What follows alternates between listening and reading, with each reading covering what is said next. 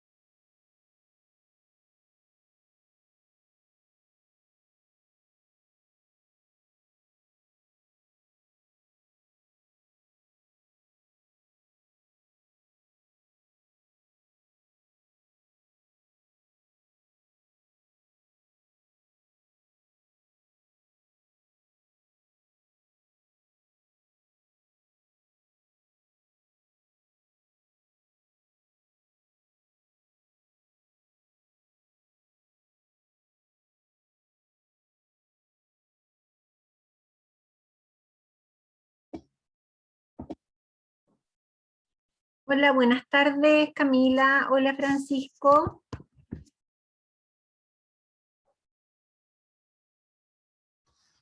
Hola. Estaba escuchando el otro video todavía. Camila, Bien, gracias. ¿Y usted? bien. Vamos a esperar porque solo hay 2 personas en la sala. Así que si Bueno, quieres un cafecito, todo, yo creo que vamos a darnos unos 5 minutos más. ¿Ya? ok. Listo.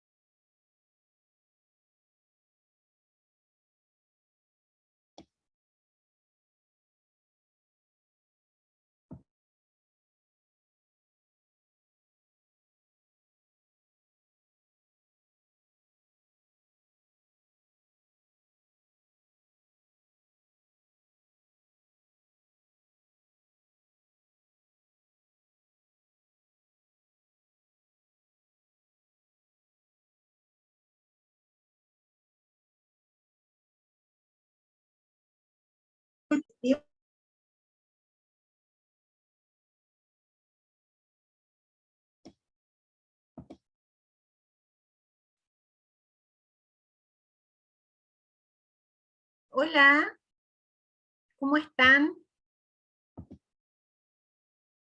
Espero que bien. Quedamos de darnos unos 5 minutos más porque hay muy pocas personas aún en la sala. Así que Pablo, Guillermo, si quieren hacer algo en este ratito, unos 3 minutos más, quedan liberados para darle tiempo a sus colegas que se sumen.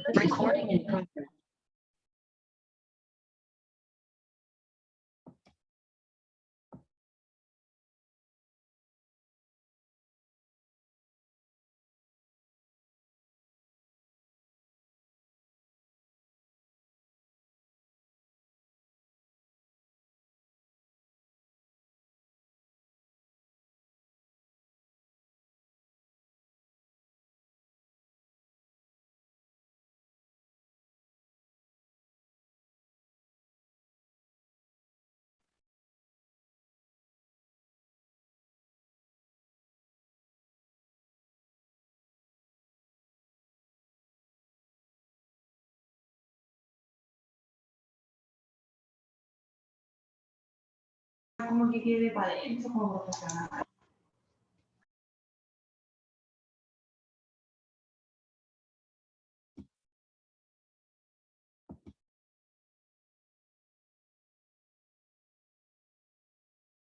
Hola Valentina, hola Carla. Quedamos de comenzar 3:15 para darle tiempo a que lleguen el resto de sus colegas.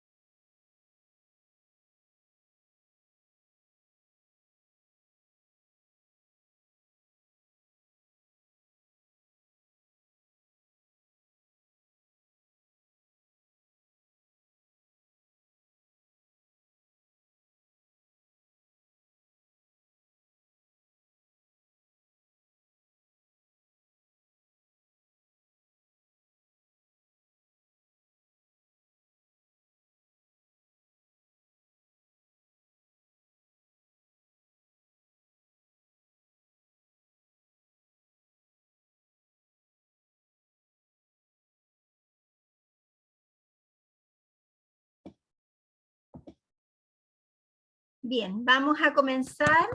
Les pido que enciendan sus cámaras.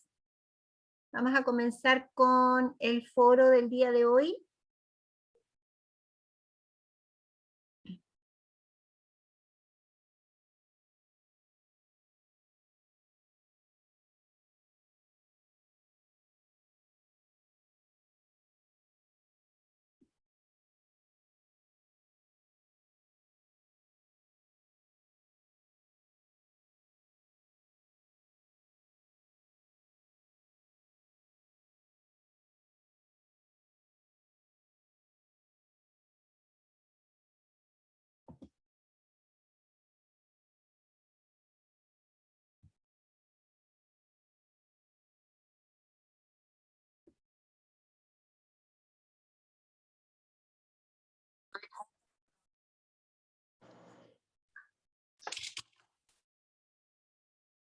Bien, colegas, vamos a comenzar este foro. Les pido que enciendan sus cámaras para poder verlos y verlas.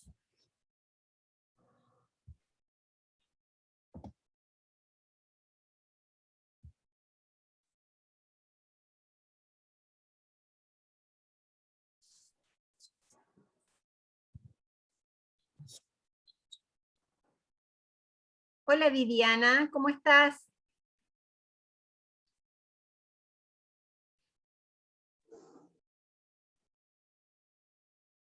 Valentina, Mildred, Guillermo, Francisco, Marcela, Estefanía, Pablo, por favor enciendan sus cámaras. Hola.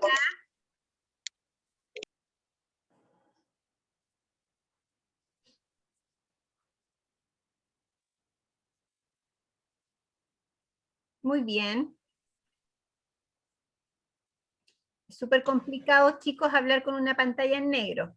Para los que les ha tocado presentar eso es súper poco motivador hablar con una pantalla negra. Que por ahí les veo las caras y podemos hacer este foro un poquitito más dinámico. Ya es complicado hacer estas capacitaciones a través de Zoom, y sin verles la cara es peor.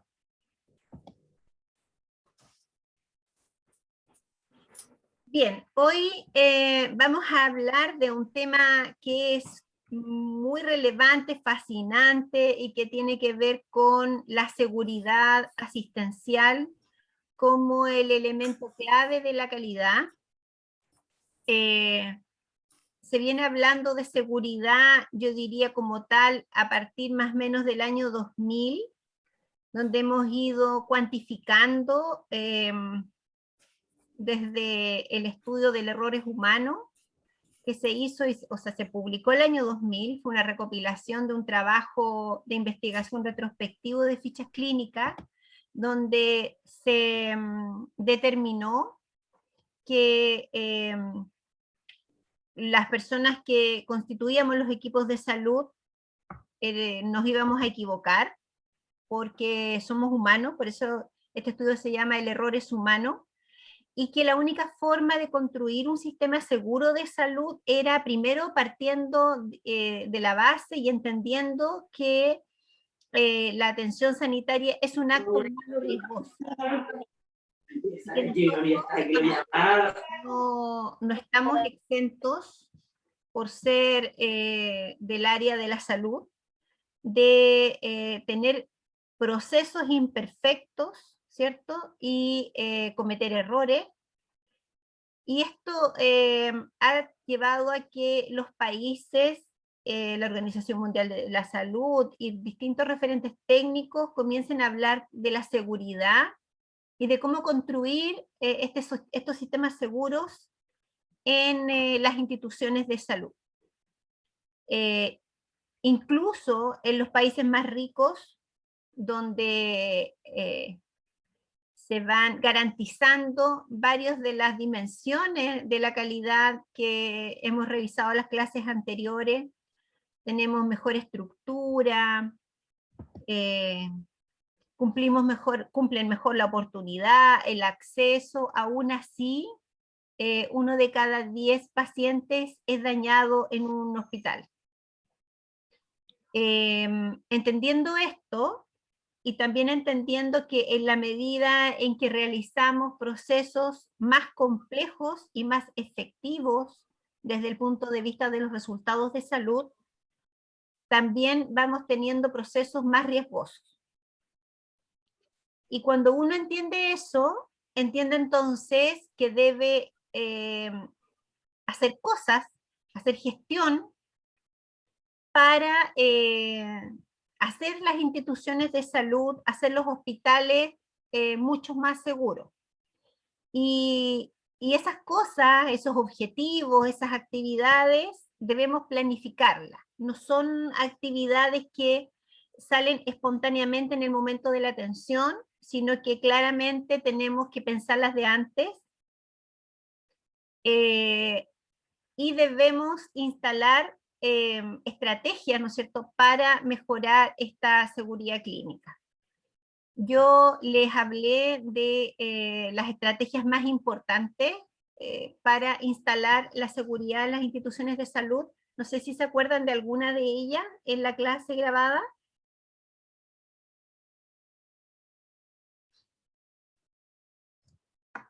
De las estrategias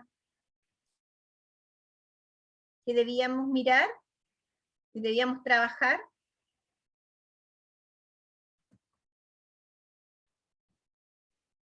Primero, la seguridad tiene que formar parte de la planificación estratégica. Esto significa que la dirección, dentro de su política de calidad, debe declarar el compromiso con la calidad para la atención integral de los usuarios. Y declararlo en la política de calidad significa que hay un compromiso de esa dirección, un compromiso político, por eso se llama política,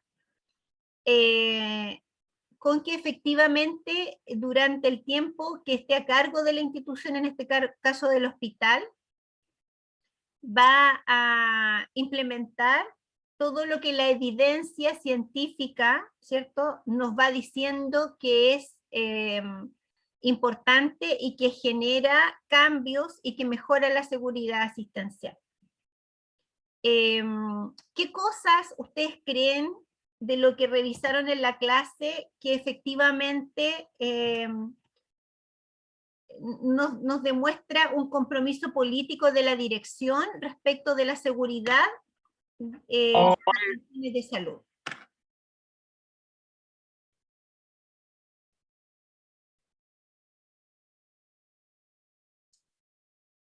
¿Qué cosas que se desarrollan a nivel de gestión y que ustedes las ven concretamente en el día a día, en sus trabajos, cree que va mejorando esta seguridad asistencial? Y que ustedes dicen, no, aquí hay un compromiso efectivo de la dirección respecto de que no dañemos a los pacientes finalmente, ¿cierto?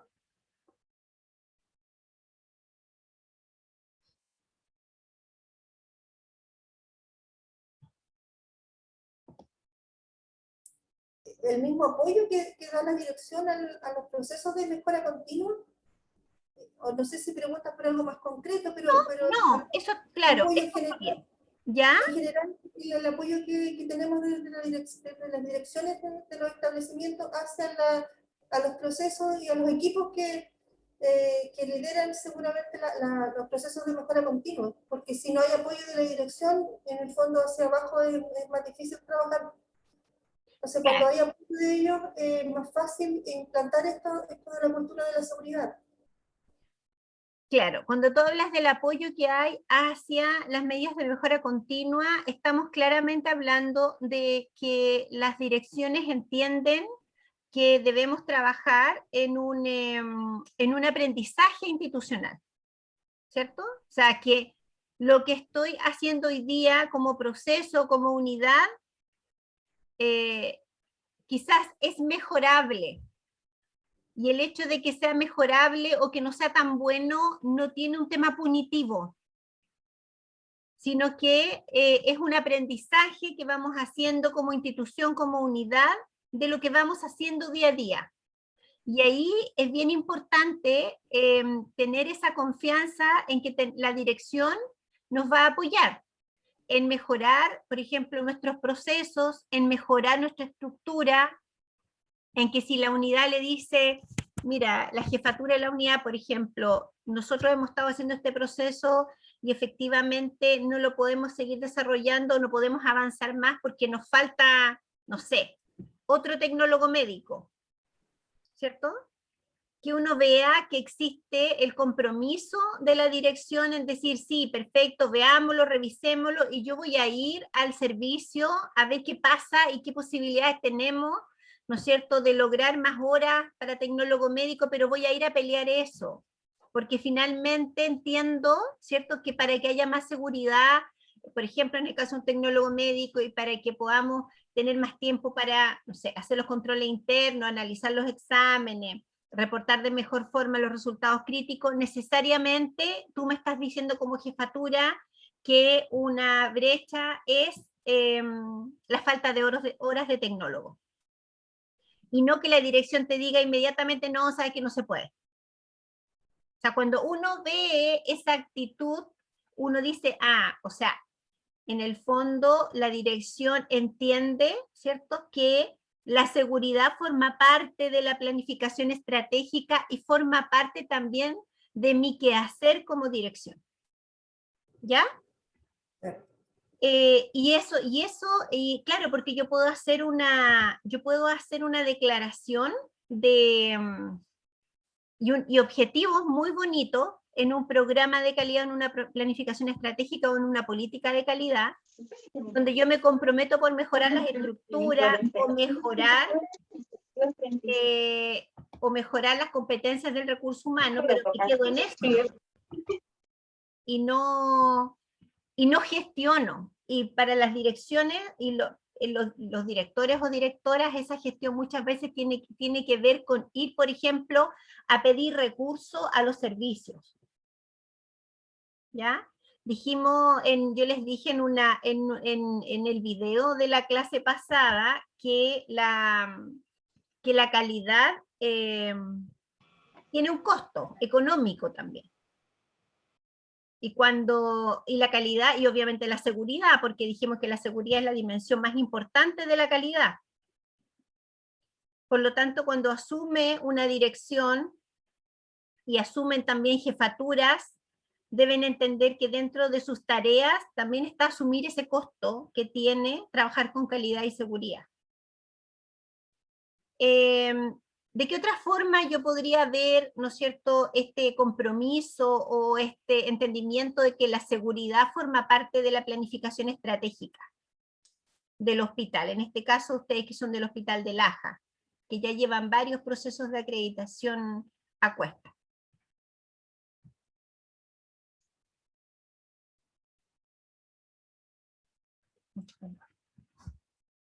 Voy a apagar un minuto a la cámara porque estoy con un chaleco y me lo voy a sacar porque aquí está haciendo un calor tremendo.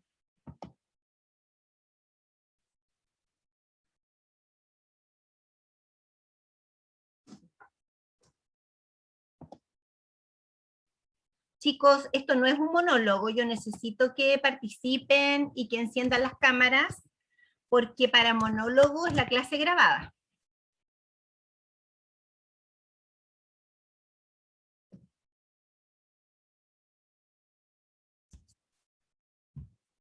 Así que espero que enciendan sus cámaras para continuar.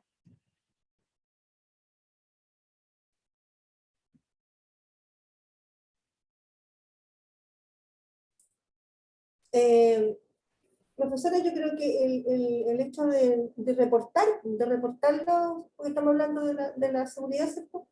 Reportar los eventos que nos ocurren. Mientras más reportemos, más podemos ir cerrando los círculos de la mejora. O sea, ver cuáles son las brechas, buscar la causa, ¿cierto? Y tratar de darle solución para que no vuelva a ocurrir. Justamente, una de las herramientas más relevantes para la seguridad asistencial es la notificación y vigilancia de los eventos adversos. los eventos adversos nos permite darnos cuenta a través del error de que existen procesos mal diseñados dentro de nuestra institución, o sea que estamos haciendo algo mal. Por eso se provocó un error y por eso, ¿no es cierto?, el paciente fue dañado o casi dañado o tiene un daño relevante o murió. Entonces, esa notificación y vigilancia de los eventos adversos, desde el punto de vista de cuánto yo valoro esa herramienta, también tiene una importancia para la seguridad asistencial. Por ejemplo, de repente, cuando nosotros vamos a los procesos de acreditación, vamos a verlo, ustedes lo van a revisar en el próximo video grabado, cuando nosotros vamos a los procesos de acreditación, hay una característica que se revisa, que es la notificación y vigilancia de los eventos adversos. Y muchas veces con una cara de felicidad, la jefatura de la unidad te dice, nosotros no hemos tenido ningún evento en un año. Entonces, tú lo que rápidamente extrapola es que ahí hay una cultura muy baja de seguridad. Porque no existe, los procesos de salud son riesgosos.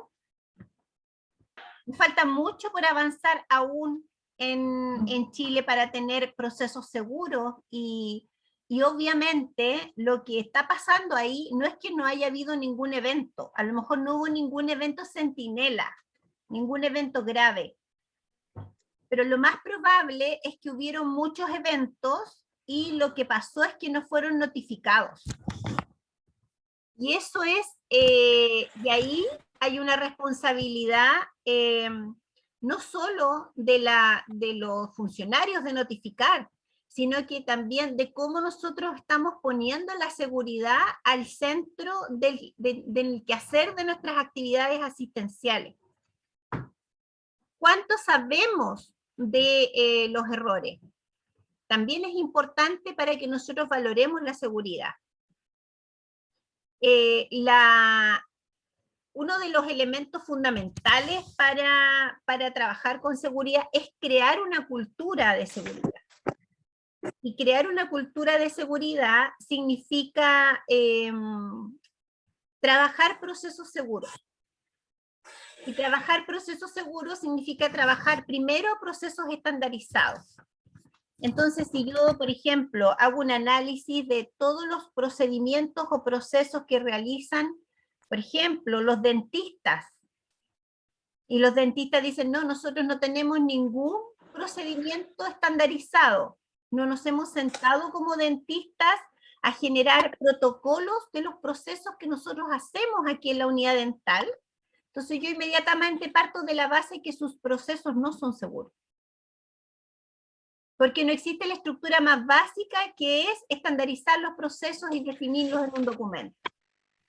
Y eso pasa, y entonces yo extrapolo y digo, bueno, entonces acá en la unidad dental no hay una cultura de seguridad. Los dentistas y las dentistas me podrán decir, no, si hay cultura, yo trabajo, me preocupo de preguntarle a los pacientes si están tomando algún anticoagulante, me preocupo de... Sí, pero eso es una preocupación individual. Y recuerden siempre que la calidad y la seguridad es un tema institucional. Por lo tanto, ¿no es cierto?, como organización debo coordinar, como organización debo planificar, como organización debo liderar. Una de las cosas importantes dentro de esta planificación estratégica es entender la importancia de los procesos seguros. Y lo básico de un proceso seguro es que yo lo haya estandarizado. Yo me haya sentado a pensar cómo voy a hacer, ¿no es cierto?, X procedimiento. Cómo debe venir el paciente, qué insumos voy a utilizar, aunque lo venga haciendo hace 10 años. Y debo ponerme de acuerdo con los colegas que hacen el mismo procedimiento, y a lo mejor ahí me voy a encontrar en barreras que yo podría ponerle al proceso para limitar los errores. Me podría encontrar estoy haciendo algunos procedimientos que son riesgosos y los estoy haciendo igual porque no me había dado cuenta que eran riesgosos. Y en el momento en que yo estandarice, mirando la normativa, mirando las mejores prácticas, yo voy a decir, ya, aquí tengo la base para un proceso seguro. Pero además, para un proceso seguro, ¿qué necesitamos? Aparte de tener el protocolo y tenerlo estandarizado.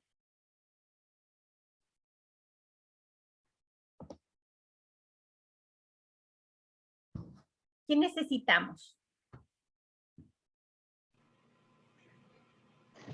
Cooperación del paciente. Claro, sí, efectivamente, necesitamos que el paciente, por ejemplo, nos cuente qué medicamentos está tomando, qué es lo que le pasa, ¿cierto? Lograr obtener una buena información del paciente. Pero ¿qué necesitamos además desde la unidad, desde la organización, desde el hospital? Aparte de tener escrito en un documento cómo lo voy a hacer. Que se socialice. Que se socialice y lo más importante, las competencias. Que muchas veces damos por sentado que las tenemos. Fíjense lo que pasó con el tema de la pandemia, solo respecto a lo que son la prevención de IAS dentro de las instituciones de salud. La brecha que teníamos no solamente en los hospitales de baja complejidad, incluso en las clínicas importantes, respecto a temas que son muy básicos y pensábamos todos que todos lo sabíamos. Por ejemplo, cómo ponernos y retirarnos los elementos de protección personal. ¿Cuántos videos, cuántas capacitaciones, ¿no es cierto? ¿Cuántos talleres tuvimos que hacer para que todos, a pesar de que eso estuviese escrito en un protocolo, ¿cierto?, adquiriéramos la cultura de utilizar de manera correcta los elementos de protección personal. Y eso significaba cuáles eran los elementos que me servían, en qué momento tenía que usarlos, de qué forma me los tenía que poner y de qué forma me los tenía que retirar. Miren, algo tan básico. Pero, ¿cierto? A raíz de la pandemia, tuvimos múltiples, ¿no es cierto?, capacitaciones, talleres, videos, para poder estandarizar eso en la práctica. Todos los hospitales tenían eso escrito, porque hay un protocolo de precauciones estándar donde está la higienización de manos, donde está el uso de los EPP. A lo mejor ese documento va en la versión 3, lo tengo hecho desde el 2011, pero aún así no estaba integrado en la cultura de los funcionarios. Y en el momento de querer integrarlo, a los funcionarios le asaltaban múltiples dudas. Y eso tiene que ver con mejorar las competencias, las capacitaciones. Lo mismo pasa con la higiene de mano, algo básico, ¿cierto?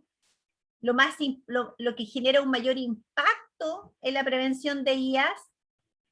Pero a mí me tocó hacer muchas capacitaciones, incluso en hospitales de alta complejidad, donde incluso profesionales tenían dudas, por ejemplo, sobre si era efectivo o no el uso de las soluciones alcohólicas, o que el lavado de manos con agua era mejor que las soluciones alcohólicas. Evidencia que conocemos hace más de 7 años.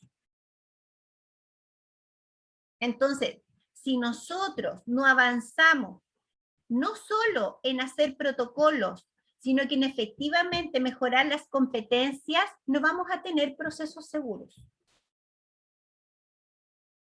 Porque muchas veces, me tocó, por ejemplo, en el tema de higienización de manos, todavía personas que dicen, no, es que yo después de 3 aplicaciones de solución alcohólica me tengo que higienizar las manos con agua. Eso no es verdad. Hace muchos años que eso se derribó, ¿ya? La evidencia dice que yo me puedo higienizar con solución alcohólica las manos todas las veces en que las manos estén limpias y sin presencia de materia orgánica, por ejemplo, ¿ya? Entonces, yo puedo, ¿no es cierto?, capacitar al personal a que utilice mucho las soluciones alcohólicas y no ponerle, ¿no es cierto?, como un freno al uso porque pongo a la higienización con agua mejor que la solución alcohólica, cuando no es así. No vamos a entrar en ese tema, pero es como para ponerles un ejemplo muy, muy básico, muy concreto de cómo, ¿no es cierto?, nos falta estas competencias. Ahora, ¿quiénes son los responsables de mejorar estas competencias? La institución. Y ahí hay otra diferencia también cuando uno trabaja en el modelo de mejora continua y en el modelo de la calidad. O sea, claro, si a mí me hacen una capacitación y yo tengo la obligación como funcionario de adquirir ese conocimiento. Pero si a mí nunca me capacitan en eso, si dan por sentado que yo tengo que saberlo porque soy odontólogo, entonces yo tengo que saber todo lo de ella. No es así, ¿ya? O si una persona va a hacer el aseo a un hospital, debe saber todo lo que tiene que ver con limpieza y desinfección de superficies ambientales, que hoy día también fue súper relevante con el tema de la pandemia. Tampoco es así. Así que ojo con eso, ¿ya? Uno a veces habla mucho sobre el término, no procesos seguros. Y me convenzo como profesional, yo hablo primero los profesionales porque somos los que guiamos, ¿cierto? La técnica, somos los que tenemos que estar permanentemente nerviosos, revisando mejores prácticas para que efectivamente tengamos la certeza de lo que estamos haciendo efectivo. Muchas veces nos quedamos solo con el término y no le damos una vuelta a lo que eso significa. Claramente, trabajar en procesos seguros tiene que ver con mejorar nuestros conocimientos y poner el conocimiento como una herramienta fundamental en la seguridad. Fundamental. ¿Ya? Sentirme nervioso para saber si lo que yo estoy haciendo hace 10 años lo estoy haciendo igual, ¿se hará igual todavía? ¿Habrá alguna cosa distinta en esta técnica, en este procedimiento, en esta educación? Porque esto de la seguridad también se puede llevar al área de la promoción y prevención. Ustedes como hospitales tienen una parte ambulatoria donde también hacen prevención y promoción de salud, y ahí también se puede llevar el tema de la seguridad. Porque si yo hago educación de algo que no es correcto, que la evidencia dice que no es así, estoy generando, ¿no es cierto?, una conducta en toda una población, en una comunidad errónea. ¿Mm? Así que súper importante, yo no sé si tienen alguna duda respecto al tema de los procesos seguros.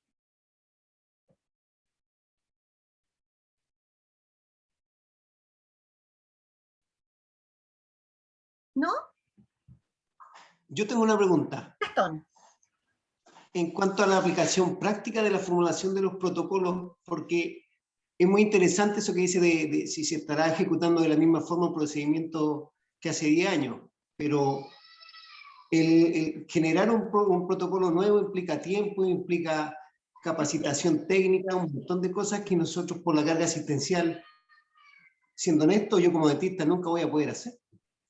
Entonces, esa es mi duda en general. ¿Cómo podemos hacernos partícipe de esto sin generar un desmedro a la atención clínica propiamente tal? Claro, es que ahí está el tema. Es que yo cuando no lo hago, genero un desmedro en la atención clínica.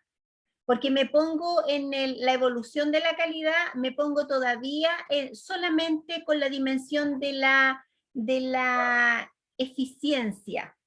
¿Cuántos pacientes atiendo? Y yo sé que eso es súper relevante e importante porque hay meta, hay número. Y ahí está el compromiso de la dirección de entender la calidad y la seguridad. Y ahí también está el concepto de la mejora continua. O sea, uno tiene que poner todo eso en una balanza y decir, claro, yo tengo que seguir atendiendo pacientes y no puedo poner a todos los dentistas a generar protocolos por un mes.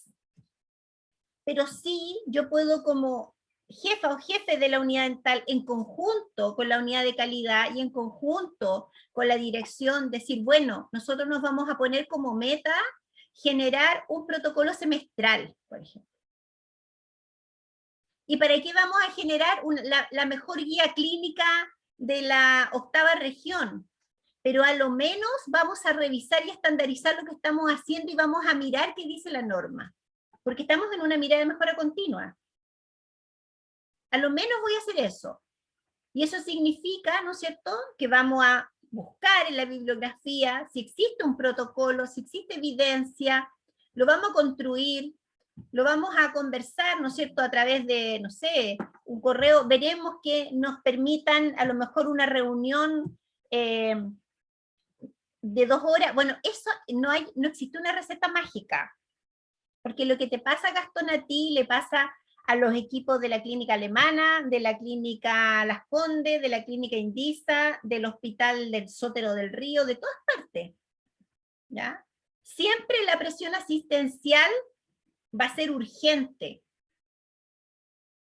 El problema es que tenemos que entender, y aquí también, la calidad, o sea, la calidad es la solución de muchas cosas, pero no solo basta el compromiso de la calidad del director o directora, también hay que hay un compromiso del servicio de salud y también hay un compromiso del ministerio y hay un compromiso de los gobiernos. O sea, sí para arriba. Pero yo también tengo que ver cuánto yo, aquí como hospital y como jefe o jefa de la unidad de dental o como enfermera coordinadora, puedo ir haciendo. Porque puedo ir haciendo. La acreditación nos ha demostrado que puedo ir haciendo. Hoy día es mucho más seguro un hospital de lo que era en Chile hace 10 años.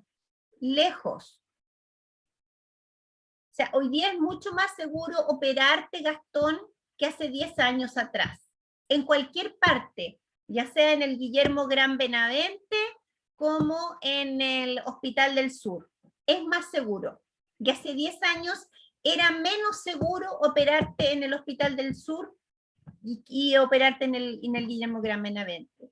Y eso ha sido gracias a que, ¿no es cierto?, se han ido avanzando en la estandarización de procesos, en incorporar herramientas probadas a nivel internacional, en la revisión y en el entendimiento que el conocimiento es fundamental, pero ha sido temas tremendamente lentos, pero se ha avanzado. Que uno quisiera avanzar mucho más rápido, es así. Hay organizaciones que avanzan mucho más rápido que otras. Eso también es verdad. Te puedo poner el ejemplo del Sotero del Río. El Sotero del Río es un hospital viejo, feo, ¿cierto? Que atiende el que hace más procedimientos en Chile, porque el más grande es el Guillermo Gran Benavente, pero por procedimiento legal en el Sotero del Río, atiende una población, a la población más pobre de Chile, que está en el área sur de Santiago, y tienen un tremendo trabajo en calidad. Pero eso ha sido porque también el líder de calidad ahí, ¿no es cierto?, la doctora Herrera, ha sido una defensora y ha ido trabajando como hormiga. ¿Podría haber avanzado más rápido? Sí, pero se ha avanzado en temas que uno jamás podría haber pensado que podría avanzar un hospital como el Sotero del Río. Con una reticencia de los equipos tremenda. Imagínate los cirujanos. Imagínate la reticencia de los anatomopatólogos. De decir, no, nosotros no tenemos tiempo para hacer un protocolo, olvídense de nosotros. O sea, ni una posibilidad.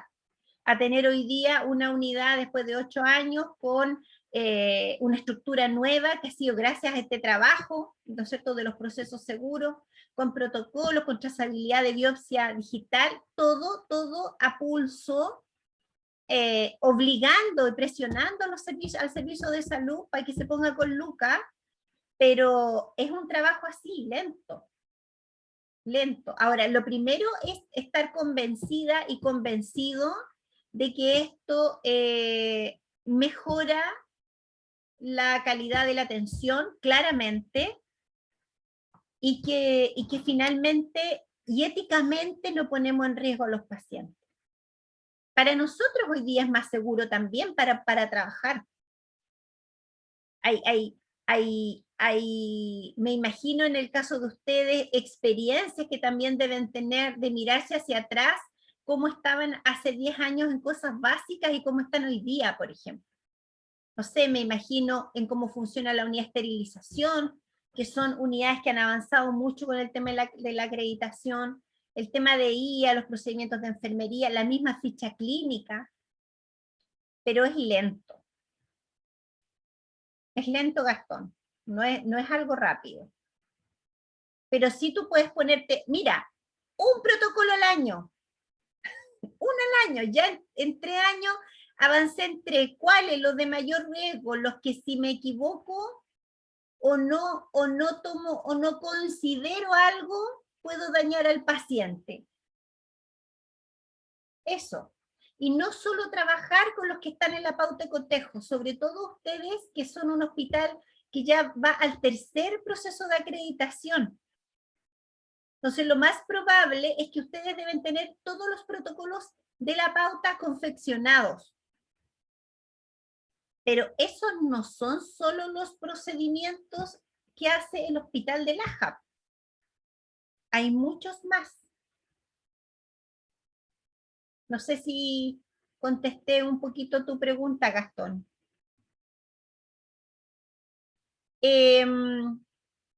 También es muy importante incorporar la cultura de seguridad.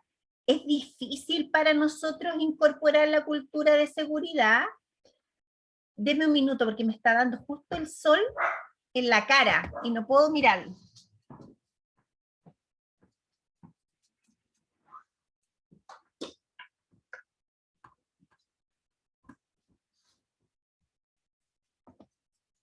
Hoy no me veo nada. Voy a subir esto.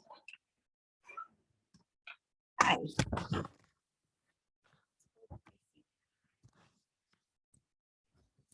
La peor hora porque me da todo el sol en el escritorio. Denme un minuto para cambiarme acá. Ahí sí. Ahí sí. Bien, les decía que no es fácil trabajar la cultura de seguridad. ¿Por qué creen ustedes que no es fácil?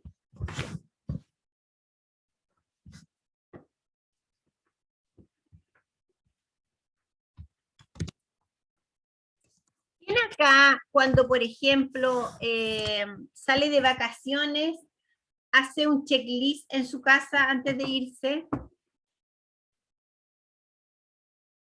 ¿Quién de los que están acá, cuando va de viaje, hace una revisión completa del auto, de si tiene de si llevamos, ¿no es cierto?, el botiquín, cómo está nuestra rueda de repuesto? ¿Quién hace eso? ¿Hay alguien que lo haga? Mi esposo. Su esposo. ¿Y trabajará en algo de seguridad su esposo o no? No, la prevencionista soy yo. Yo lo miro nomás. Superviso. Supervisa. Claro, nosotros pertenecemos a una cultura latinoamericana que no valora el tema de seguridad. No solo en el tema hospitalario, sino que en nuestro diario vivir. Nos cuesta usar el cinturón de seguridad. Hoy día, por ejemplo, tú te subes a un bus y aunque todos los asientos tengan cinturón de seguridad, un bus que va de una ciudad a otra, te aseguro que ni la mitad de los pasajeros lo lleva puesto. Que es una herramienta que te protege a ti, no está protegiendo a otros. En el tema de cruzar la calle, cómo manejamos, por ejemplo, las estufas en las casas, cómo hacemos la revisión, un montón de cosas cotidianas que tienen que ver con la seguridad, que para nosotros no son tema. Entonces, vivimos en una cultura que no pone a la seguridad al centro.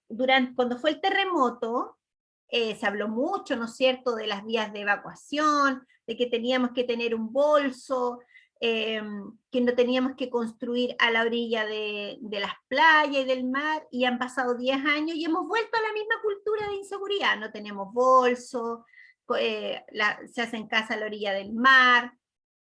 Y entonces trabajar en la cultura de seguridad es una cosa que tiene que ser desde pequeños, y si eso lo llevamos al hospital tiene que ser una cosa permanente. O sea, permanentemente nosotros tenemos que tener objetivos dentro de nuestro programa del hospital para estar racionalizando que podemos cometer errores y podemos dañar a los usuarios.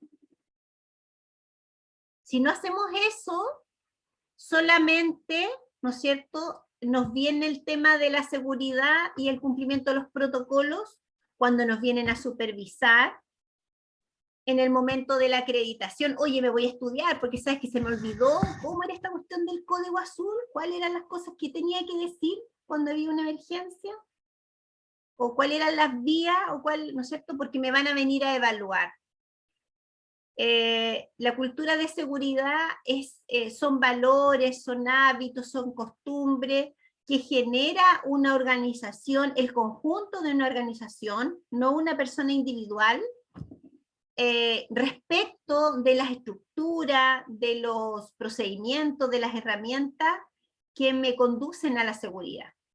Y esto me permite tener la certeza de que aunque nadie esté mirando a la persona, va a higienizarse la mano en los 5 momentos. Y aunque nadie vaya a evaluar el registro, se va a realizar el registro completo. Y que aunque nadie vaya a evaluar, se va a hacer una anamnesis completa. ¿Ya? Eso es un poco la cultura de seguridad. Y el hospital tiene que estar permanentemente reforzando el tema de la cultura de seguridad. Hoy día estamos viviendo, yo les contaba un paréntesis, lamentablemente, o sea, qué bueno que esta pandemia llegó cuando teníamos un poco de trabajo en calidad, porque yo creo que eso también nos ayudó a poder poner los equipos más dispuestos a cambios rápidos, ¿ya?, dentro de las instituciones. Pero también llegó en un momento en que no teníamos la madurez suficiente en temas de gestión de calidad.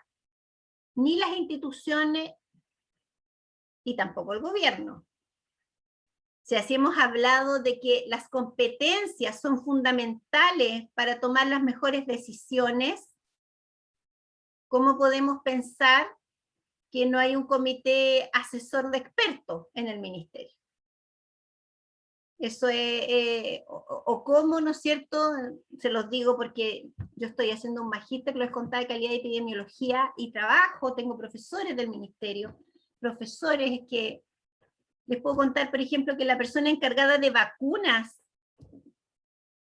cuando empezó el tema de vacunación, que se cambió recién hace un mes, era una persona que nunca había trabajado en el tema ni tenía formación en el tema de inmunización. Entonces hay un montón de errores que tú cometes cuando tú no valoras las competencias. Y valorar las competencias es básico para la seguridad. Porque no podemos todos hacer de todo. Ahora, si yo quiero que alguien haga algo, lo primero que tengo que hacer es entregarle esas competencias. ¿Ya? Capacitarlo, formarla. Así que la cultura de seguridad es muy importante. Y lo otro que había dicho Patricia es lo que tiene que ver con el aprendizaje institucional. Primero, la única forma de que nosotros aprendamos es identificando los errores.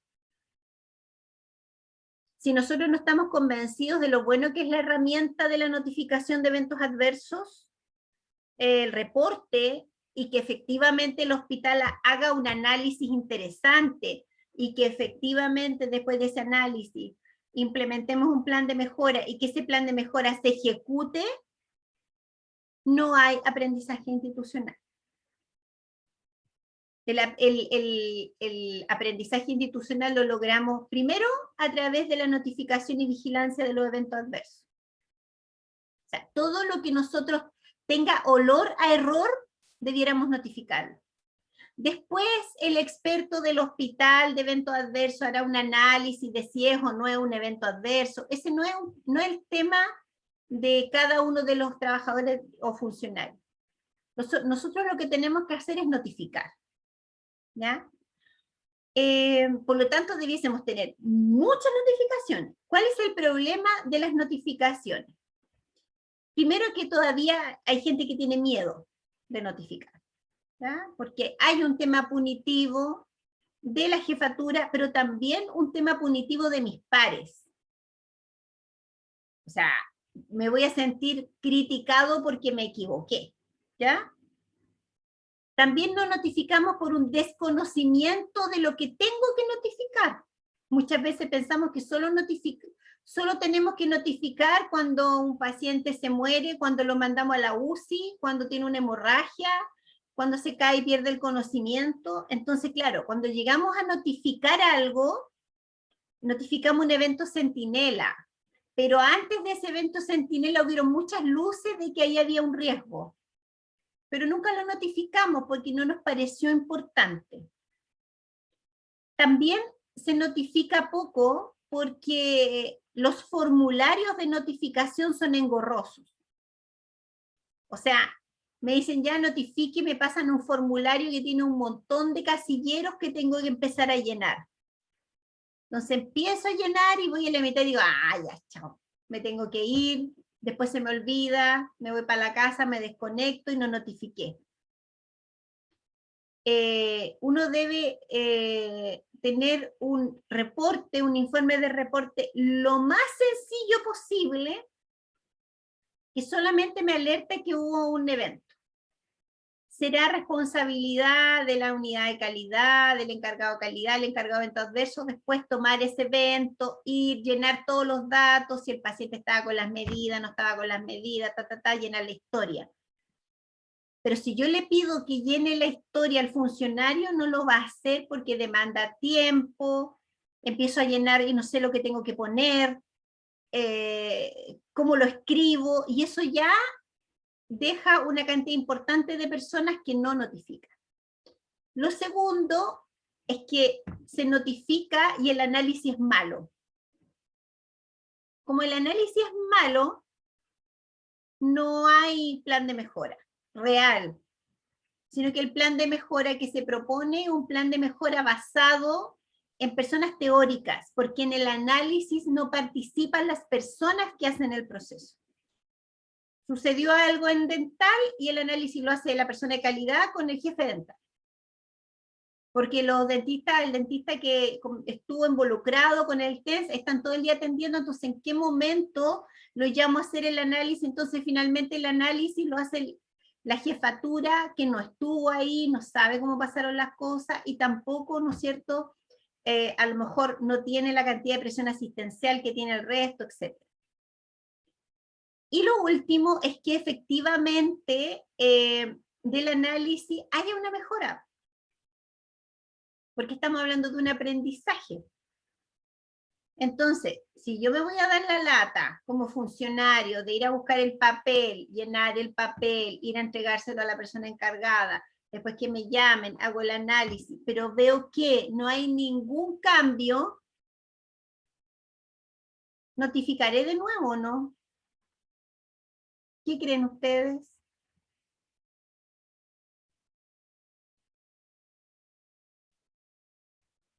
Una segunda vez buscaré el papel, llenaré el papel.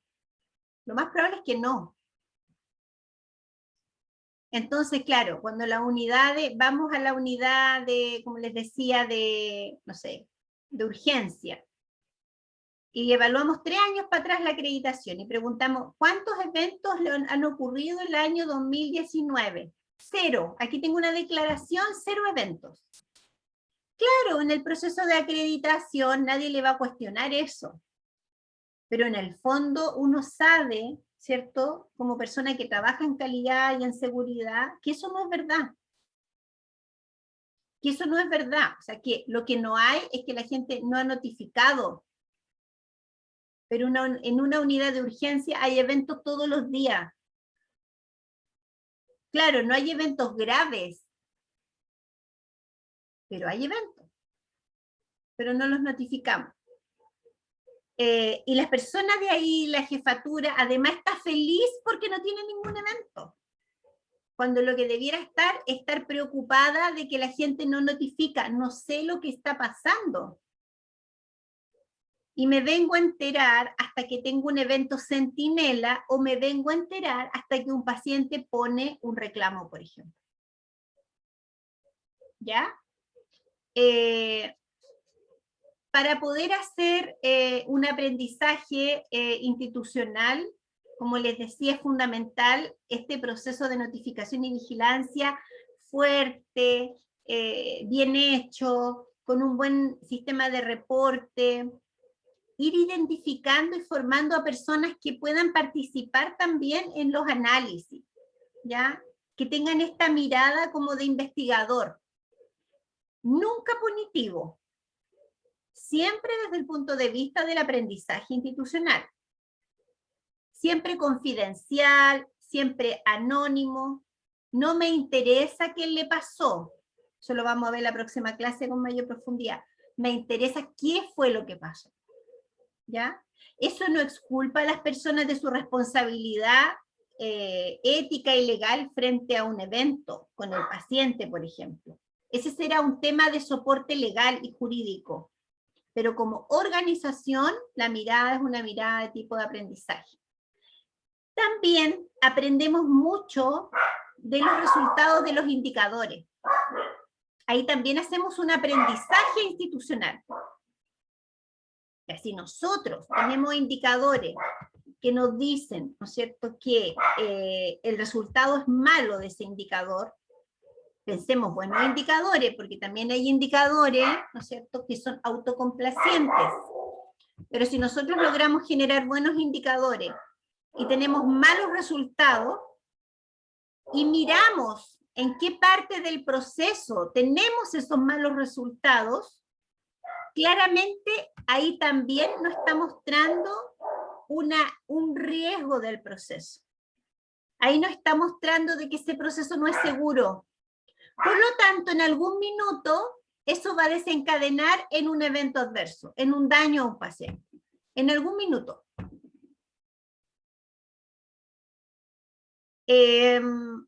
Una vez miraba en un hospital el tema de la caída de los pacientes. Yo les conté en el video que la Organización Mundial de la Salud, el año 2005, define 6 metas de calidad, 6 metas de seguridad, ¿ya? Que son como básicas para trabajar en seguridad. Esas son las primeras metas que deberíamos trabajar como hospitales, porque son aquellas que provocan más eventos adversos y eventos centinelas a los usuarios. Y dentro de esas metas están las caídas. Entonces, uno mirando de repente cuando va a hacer la acreditación y mira y se ve la aplicación de las medidas de caída, de prevención de caídas en los pacientes, en la parte de hospitalizado o en las urgencias, y uno ve que no cumplen, entonces como que queda la sensación para la dirección de que hay un problema de enfermería porque no se cumplen las medidas de aplicación de la prevención de caídas.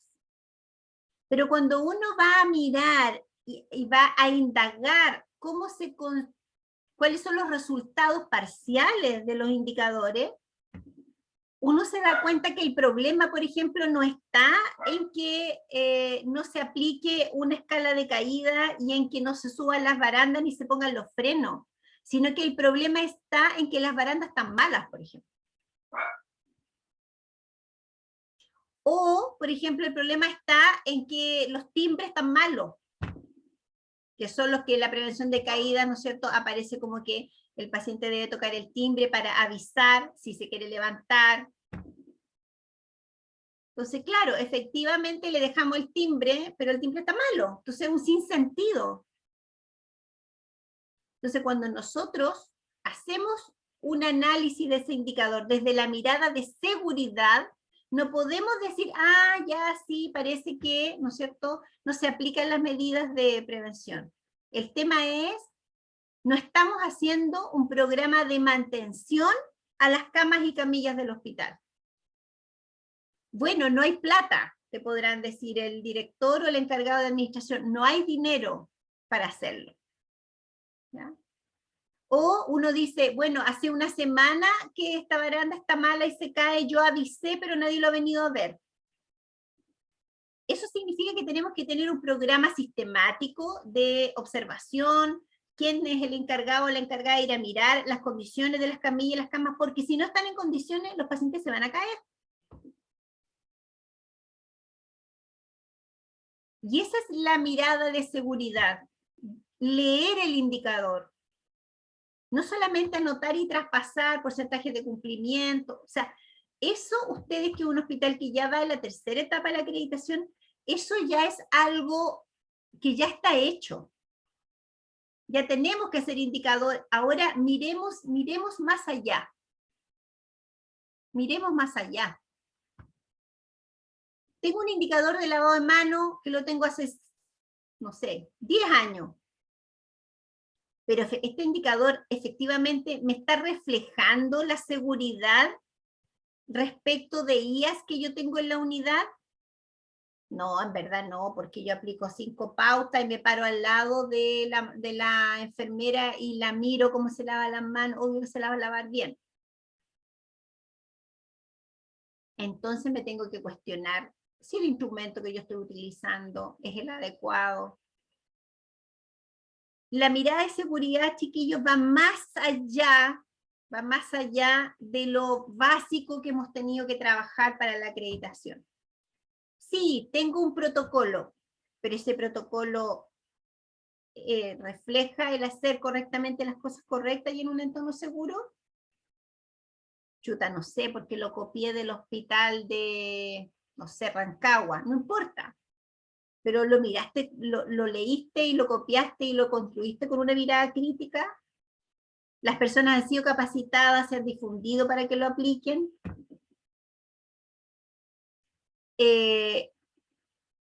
La otra parte importante de este aprendizaje institucional, decíamos que está la vigilancia y notificación de eventos adversos, lo que hacemos con los indicadores, tiene que ver con cómo nos prepara la organización y cómo nosotros vemos esa necesidad de poder comunicarle a los pacientes malas noticias. ¿Estamos preparados para poder asumir un error? ¿Estamos preparados para comunicarle al paciente y a su familia un evento que nos equivocamos? ¿Sabemos lo que tenemos que hacer cuando cometemos un error? O mejor, ¿no es cierto?, no hacer nada y tratar de evitar ese error y que pase desapercibido. Esa es otra parte importante que tenemos que ir trabajando en los hospitales, porque ya sabemos que tenemos que notificar. Podemos mejorar el proceso y todo, pero ¿qué hacemos cuando notificamos? Porque hay un error ahí. ¿Cómo le informamos al paciente? ¿Cómo nos sentimos nosotros? En estas metas, y para terminar, en estas metas de seguridad, que son 6, está la identificación del paciente. Vimos el foro pasado que la identificación del paciente también es una característica obligatoria para ustedes, y es una meta de seguridad a nivel mundial, porque obviamente una mala identificación de un paciente lo puede dañar o incluso le puede provocar la muerte, o puede provocar eventos importantes, daños importantes, psicológicos, físicos, a los usuarios. También otra meta importante es cómo nosotros manejamos los medicamentos de alto riesgo. Los mayores eventos que existen a nivel mundial, y en Chile también, tienen que ver con las IAS, las infecciones que los pacientes adquieren mientras están en el hospital, y los eventos relacionados con medicamentos. esos dos grandes procesos son los que nos van a generar mayores daños a nuestros usuarios. Por lo tanto, tenemos que mirar esos procesos con una mirada de seguridad. Y dentro del tema de los medicamentos de alto riesgo son los más riesgosos, ¿cierto? Donde más tenemos que poner atención. No solamente en la administración, y ahí hay un error importante, porque le dejamos toda la responsabilidad institucional a las personas que administran el medicamento, ¿ya? Que son habitualmente parte del estamento de enfermería, TENS o enfermeras. Y despreocupamos todo lo que podemos hacer en seguridad para llegar a evitar un problema en la administración, que tiene que ver con la prescripción, con el almacenamiento, con la dispensación, porque la administración es la última etapa. Si me equivoco ahí, ya llegué al paciente directo. Una vez conversaba con un químico farmacéutico y me decía, ¿por qué yo voy a ser responsable de cómo están almacenados los medicamentos en los servicios? Si la responsable de cómo están los medicamentos en el servicio es la enfermera o la matrona, si es un servicio de obstetricia o ginecología. Y yo le decía, no, porque tú eres el referente técnico de los medicamentos. Por lo tanto, tú eres la persona que sabe las condiciones en las que tienen que estar almacenados los medicamentos, y tú tienes que ir allá y capacitar, ¿no es cierto?, asesorar, ver cómo los almacenan, ir a supervisar aquello, y no solamente los medicamentos que están dentro de la farmacia, porque tú eres el referente técnico del proceso de los medicamentos. En la medida en que los químicos farmacéuticos han entendido esto y se han incorporado al proceso de los medicamentos en los hospitales y en los CEFAM, se ha avanzado mucho en seguridad de los medicamentos, en eficiencia. O sea, medicamentos que de repente habían cajas de medicamentos en algunos lugares que se vencían y habían que eliminarlos. Eso es mucha plata, porque se pedían mal, ¿no es cierto? No se manejaban stock, un montón de cosas. Entonces, cuando nosotros hablamos de los medicamentos de alto riesgo, parte de un trabajo, de un protocolo que debe ser trabajado por los químicos, por los médicos, que son los que prescriben en mayor cantidad medicamentos, por las enfermeras, matronas, TENS, y también, ¿no es cierto?, y también por las personas que adquieren los medicamentos. No solamente por la persona que lo pone. Entonces cuando nosotros decimos, no hubo un evento porque no, la Juanita no cumplió con los 6 correctos, mala lectura del evento, ahí no hay análisis. Porque uno tiene que mirar el ciclo completo. ¿Ya? Claramente los medicamentos de alto riesgo que ustedes manejan en un hospital de baja complejidad son anticoagulantes, hipoglicemiantes y soluciones de electrolitos concentradas. Ahí tienen que poner mucho ojo. Recuerden que en un hospital, hace como 2 años, hubo un evento que mató a varias personas, 5 pacientes, por un error entre la insulina y la heparina. Entonces ahí, en el tema de los medicamentos es importante el trabajo también como proceso. La otra meta importante es la comunicación efectiva, lo hemos hablado durante todo este curso. Lo importante que es comunicarse bien, comunicar lo que realmente quiero comunicar y que el otro entienda lo que yo quiero comunicar, y eso es válido para los funcionarios que forman parte del equipo de salud, pero también para los usuarios y la familia. Es muy importante, sobre todo en situaciones de riesgo, que la comunicación sea estructurada, estandarizada. Lo vemos, por ejemplo, en la alerta y organización. Si usted ve a una persona que está con una emergencia médica, diga código azul, y no sé, y de ahí vamos a decir 3 veces código azul, adulto. Entonces, todos vamos a decir lo mismo, porque en ese mensaje pequeño todos vamos a entender lo mismo. Y eso, ¿cierto?, ha salvado muchas vidas. La comunicación efectiva con los pacientes. Hay un error que se produce y que genera inseguridad, falta de seguridad, que es el error de contexto. Yo se los puse al inicio del video, los tipos de error. El error de contexto tiene que ver cuando yo no escucho al paciente.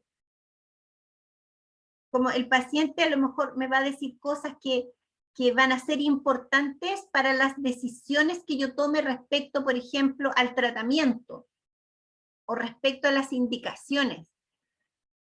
Pero como no genero comunicación, ¿cierto? Hay un quiebre ahí, genero un error de contexto y eso me puede generar un evento. Que yo crea que el paciente va a hacer esto cuando el paciente no puede hacerlo, no sabe cómo hacerlo, no tiene cómo hacerlo. ¿Ya? Y la comunicación entre los equipos, dijimos fundamental, los registros estandarizados, que nos permitan comunicarnos de manera efectiva, las entregas de turno estandarizadas, no abiertas, sino que con requisitos de entrega de turno, o sea, con tópicos que yo tengo que tratar y que son fundamentales cuando yo entrego un turno en urgencia, por ejemplo, o cuando entrego un turno en hospitalizado. Los tópicos que debe tener para comunicarme cuando yo hago una interconsulta. ¿Cómo vamos a registrar, por ejemplo, en los hospitalizados las evoluciones médicas?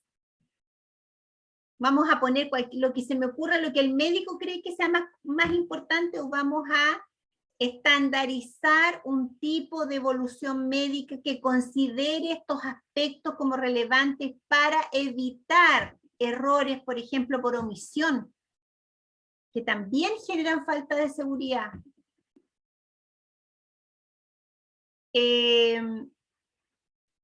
También, ¿no es cierto?, otra meta es la prevención de infecciones, obviamente, porque son de los eventos más frecuentes que generan mayor pérdida de días cama, de medicamentos, que se podrían haber evitado, es decir, son prevenibles dentro de los hospitales.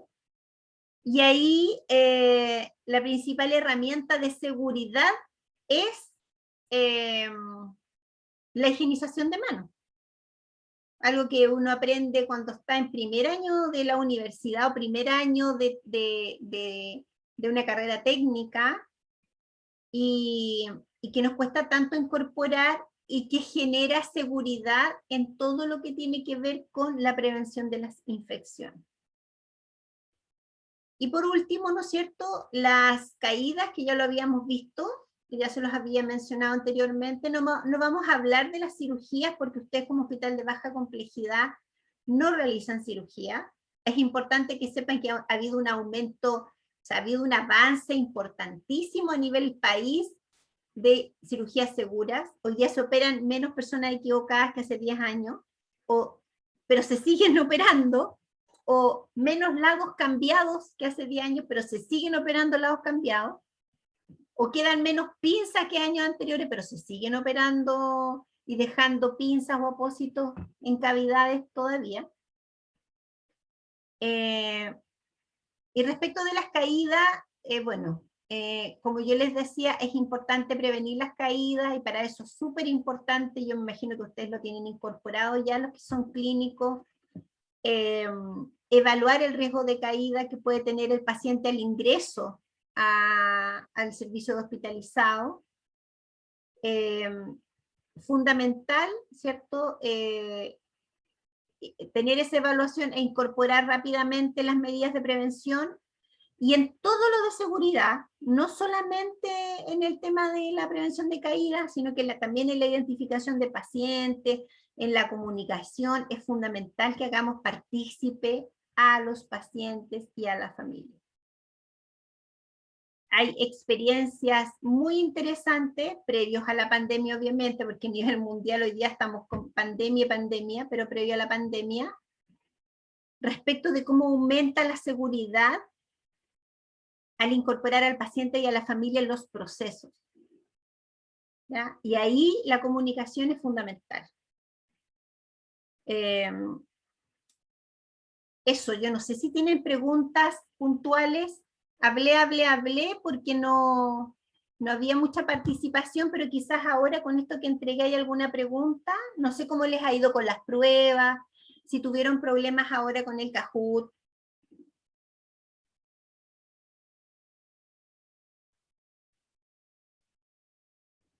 Queda claro, dice acá, no había problema.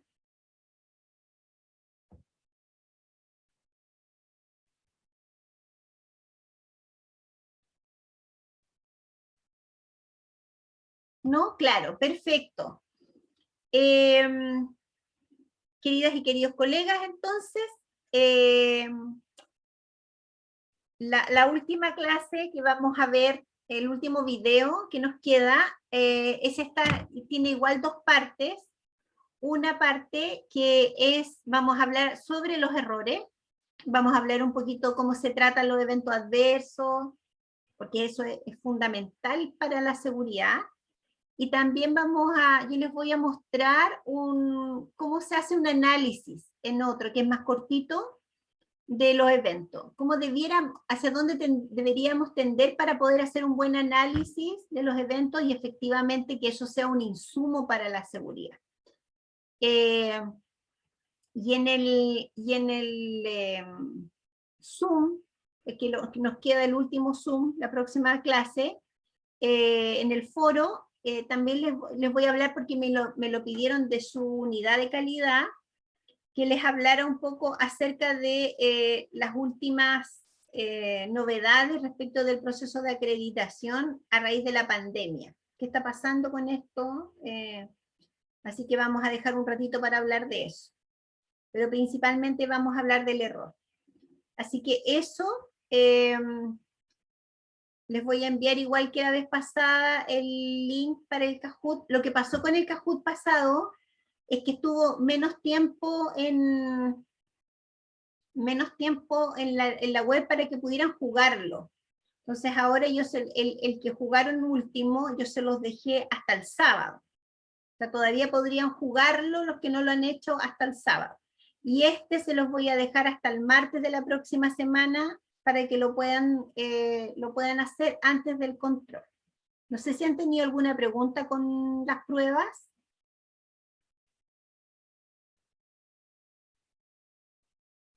¿No? ¿Ninguna?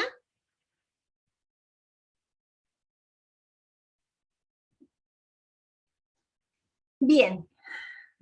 No es fácil, chicos, hacer capacitaciones hacia distancia. Me imagino que para ustedes tampoco es fácil, ¿ya? Así que aquí estamos poniendo las ganas desde ambas partes. Nos vemos entonces la próxima semana, que tengan un buen fin de semana, que descansen.